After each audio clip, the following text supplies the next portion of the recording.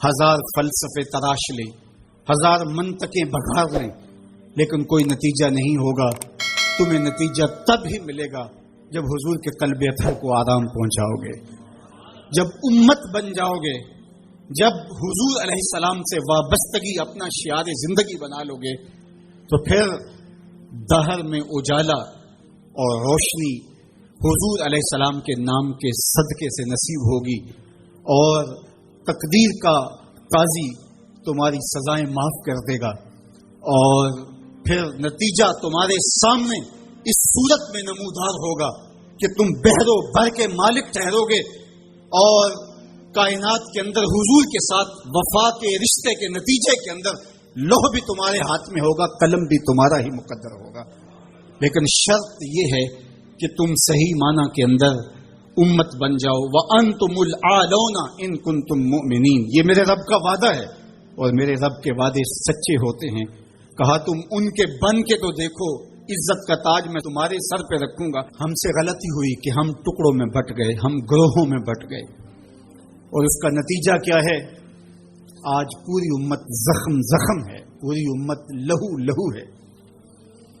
کہا تمہاری ہوا اکھڑ جائے گی اگر تم نے اللہ کی رسی کو چھوڑ دیا، تم نے رسول کے دامن کو ترک کر دیا، تم گروہی تقسیمات پہ یقین رکھنے لگے، تم نے 1.5 اینٹ کی مسجد کھڑی کر لی، تم تقسیم در تقسیم کے عمل سے گزرتے رہے، تم امت سے فرقہ، فرقوں سے جماعتیں، جماعتوں سے لابیاں، اور لڑکتے لڑکتے تم ٹکڑے ٹکڑے ہو گئے، تم کرچی کرچی ہو گئے.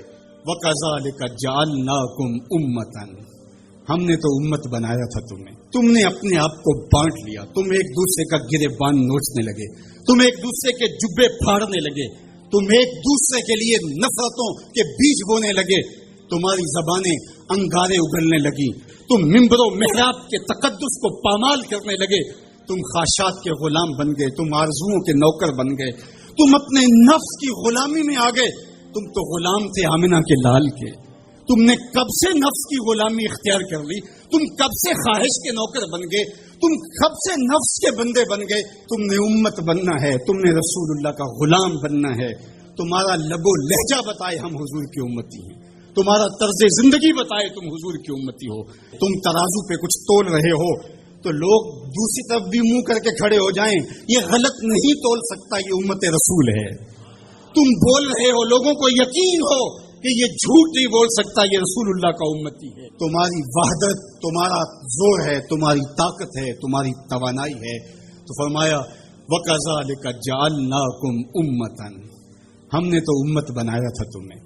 آج حضور کے قلب اطہر پہ کیا گزرتی ہوگی جب شام کی بچیوں کے منہ پہ تماچے مارے جاتے ہیں، جب بغداد میں حضور کی امت خانمہ برباد نظر آتی ہے، جب برما میں آری لے کر کے اعضاء کاٹ دیے جاتے ہیں، دشت لیلہ سے لے کے کندھار تک، غزہ سے لے کے کشمیر تک لاشیں ہی لاشیں بکھری ہوئی نظر آتی ہیں. بستی بستی، کریا کریا، صحرا صحرا خون.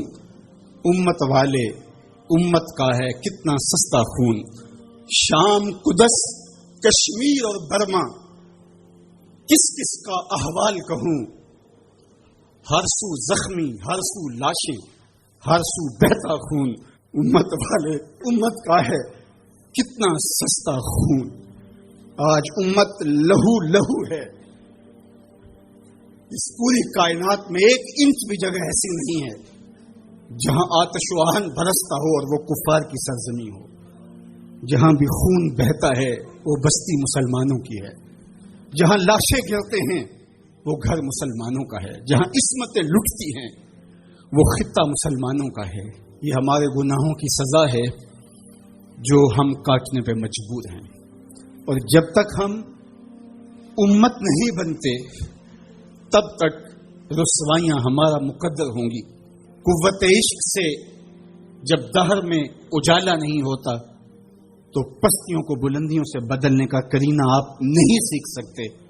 نام محمد کو تھام کر کے، امت کی وحدت کے تصور کو اجاگر کر کے حضور کا پاکیزہ وجود جو امت کی وحدت کا ضامن ہے، اس سے بے لوث محبت کا رشتہ اور الفت کا ربط جب تک مضبوط نہیں ہوتا، تب تک ہم ان مشکلات سے کبھی بھی نہیں نکل سکتے۔